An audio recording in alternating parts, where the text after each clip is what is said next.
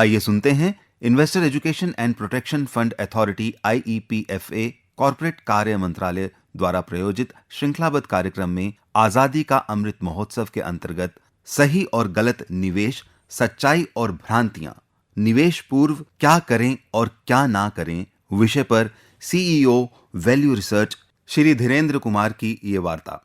मुझे कहा गया है बताने के लिए कि निवेश क्या है और निवेश क्या नहीं है, अच्छे निवेश क्या है और बुरे निवेश क्या है। इसके लिए जानना जरूरी है कि निवेश की परिभाषा क्या है, हम उसे कैसे परिभाषित करें।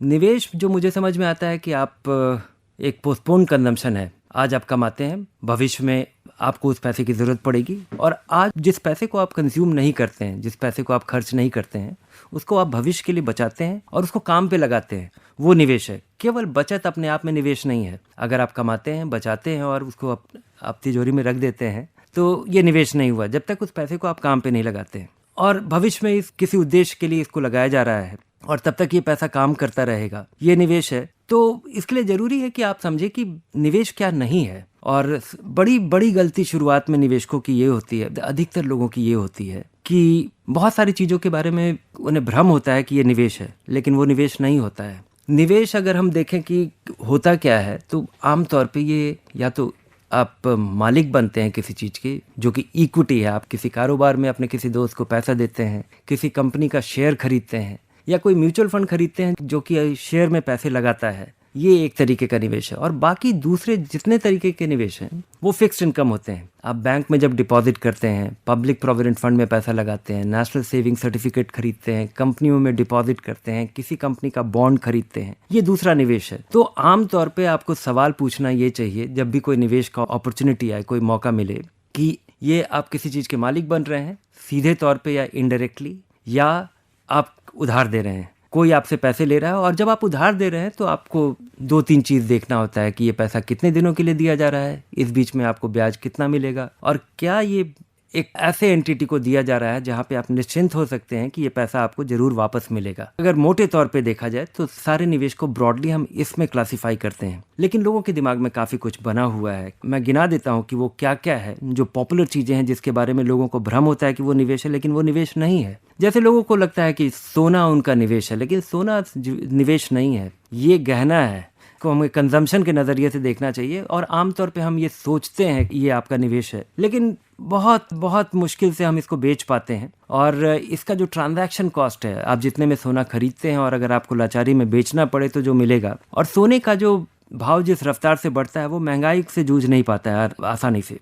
दूसरा चीज़ जो कि लोगों को लगता है कि रियल स्टेट इन्वेस्टमेंट है, नहीं, रियल स्टेट आपका मकान है। अगर आप उस मकान में रहते हैं तो ये आपका निवेश नहीं है, ये आपका घर है। और अगर आपका पेशा ऐसा है जिसमें कि आप खेती करते हैं तो ज़मीन आपका रॉ मटेरियल हो सकता है, ज़मीन आपका एक एसेट हो सकता है जिससे कि आप अपना कारोबार करते हैं, अगर खेती आपका पेशा है तो। लेकिन रियल स्टेट को इन्वेस्टमेंट के नज़रिए से नहीं देखना चाहिए। हाँ, बहुत साल तक अगर आप किसी मकान में रहते हैं और उसको बेच देते हैं और उसका दाम बढ़ जाता है, इस वजह से लोगों को लगता है कि ये निवेश है। और आमतौर पर लोगों का लगाया हुआ मकान खरीदा हुआ बहुत सालों तक बेचने की ज़रूरत नहीं पड़ती है।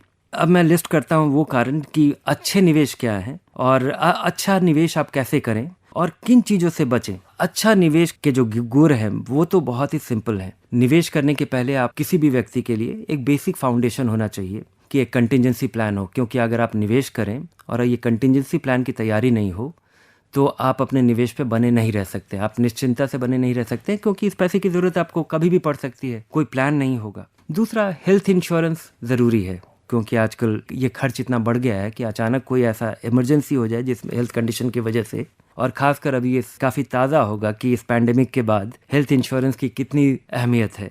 और लाइफ इंश्योरेंस, अगर आपके ऊपर फाइनेंशियली कुछ लोग डिपेंडेंट हैं, आपका भी नेटवर्थ, आपकी जो पूंजी है वो इतना इकट्ठा नहीं हुई है कि उनकी ज़रूरतें पूरी हो जाएंगी जस्ट इन केस आप नहीं हो तो लाइफ इंश्योरेंस भी अनिवार्य है। और हेल्थ इंश्योरेंस और लाइफ इंश्योरेंस को खर्चे के नज़रिए से देखना चाहिए। बहुत सारे लोगों की शुरुआत लाइफ इंश्योरेंस की निवेश के नज़रिए से होती है, जो कि मुझे लगता है एक गलत कदम है, ये एक गलती है जिसको कि अवॉइड करना चाहिए। तो ये 3 फाउंडेशनल चीज़, एक कंटिजेंसी प्लान, एक इमरजेंसी का पैसा, हेल्थ इंश्योरेंस और लाइफ इंश्योरेंस, अगर आप इससे आप शुरुआत करें तो आप काफ़ी निश्चिंता से आप निवेश शुरू कर पाएंगे। आमतौर पे जो भी आप निवेश करते हैं वो एक गोल ओरिएंटेड होना चाहिए, वो किसी उद्देश्य के लिए होना चाहिए। अगर ये उद्देश्य नहीं होता है तो आपको उद्देश्य ये डिफाइन करना चाहिए, और ये उद्देश्य डिफाइन किया जा सकता है बिना किसी उद्देश्य होते हुए भी। एक गोल हो सकता है। आमतौर पे लोगों की ज़रूरत दो होती है, या तो आप रिटायरमेंट के लिए एक पैसा इकट्ठा कर रहे हैं, बुढ़ापे के लिए इकट्ठा कर रहे हैं, या आप रिटायर कर चुके हैं और उससे आपको आमदनी चाहिए। और ये दोनों के लिए नज़रिया अलग अलग होता है। जो इन्वेस्टमेंट के बारे में कहा जाता है कि एक छोटे कैश फ्लो से एक बड़ी पूंजी को इकट्ठा करना, ये आप अपने काम करने वाले सालों में करते हैं, और उस पूंजी से आमदनी डिराइव करना, उस पूंजी से रिटायरमेंट के बाद एक मंथली इनकम या आपको सपोर्ट करने के लिए इनकम डिराइव करना, ये दो फेज होता है। और इसी की तैयारी आमतौर पे सब किसी को करनी चाहिए। और अगर इसके बारे में आप क्लियर हैं तो आपका निवेश का जो नज़रिया है वो बिल्कुल बदलता जाएगा।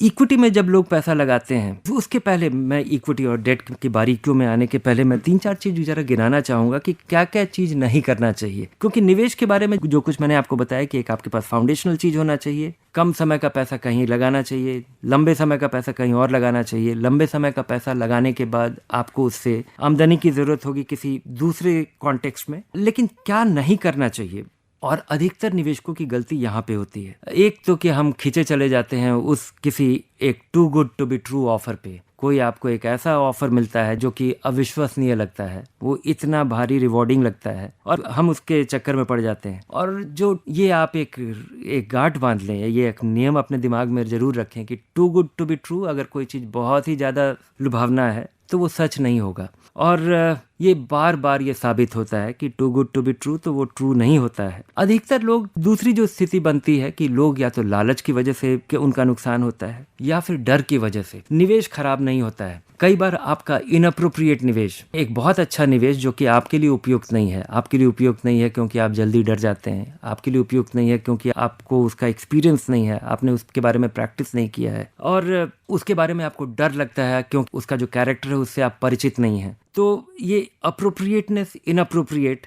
ये इसकी जानकारी आपके लिए ज़रूरी है। और तो मेरी सलाह होगी कि too good to be true, लालच से या डर के आपको निवेश नहीं करना चाहिए। अगर कुछ समझ में नहीं आए तो उसमें हाथ भी मत लगाइए। लगाने के पहले आप समझिए कि ये आप किसी को उधार दे रहे हैं, या किसी चीज़ के डायरेक्टली या इनडायरेक्टली आप मालिक बन रहे हैं। ये आपके लिए अप्रोप्रिएट है कि नहीं। ये जो लोगों का सोचना है कि ये किसी एक्सपर्ट को पता है, मेरे जैसे किसी व्यक्ति के बताए बिना आप निवेश नहीं कर सकते, ये सच नहीं है। सच ये है जो निवेश में सक्सेसफुल होने के लिए जो सबसे बड़ा गुर है वो केवल आपको पता है। केवल आप ही निर्धारित कर सकते हैं कि आपका पैसा कम समय के लिए है, आपका पैसा ज़्यादा समय के लिए है, किस उद्देश्य के लिए है। आप कितना घबराते हैं अगर मामूली सी गिरावट हो, आप कितना घबराएंगे अगर बहुत भारी गिरावट हो, उसके बावजूद आप उसमें डटे रह सकते हैं। तो इन चीज़ों की जानकारी आपसे बेहतर कोई नहीं जानता है। ये कोई किसी एक्सपर्ट के पास इसका गुर नहीं है।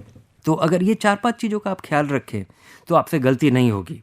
और आखिरी में मैं बताऊं, जो ये प्रैक्टिस की बात है कि लोगों के लिए जिस तरह से ब्याज दरें कम हो रही हैं और लोगों को ज़्यादा रिटर्न की ज़रूरत पड़ेगी। दूसरा जो चीज़ जिस वजह से आपको इसके बारे में चिंतित होना चाहिए कि हमारी आयु बढ़ रही है। पहले हम रिटायरमेंट के बाद 10-15 साल जीवित रहते थे, अब हम शायद 30 साल जीवित रहेंगे।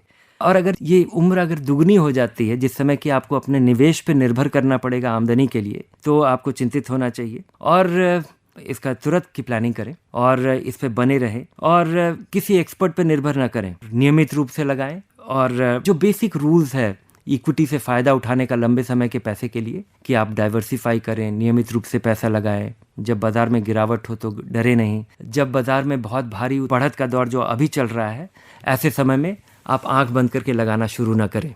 तो थोड़ा बहुत सोच लगाइए, आपका पैसा है, इसकी चिंता आप ही सबसे बेहतरीन तरीके से कर सकते हैं।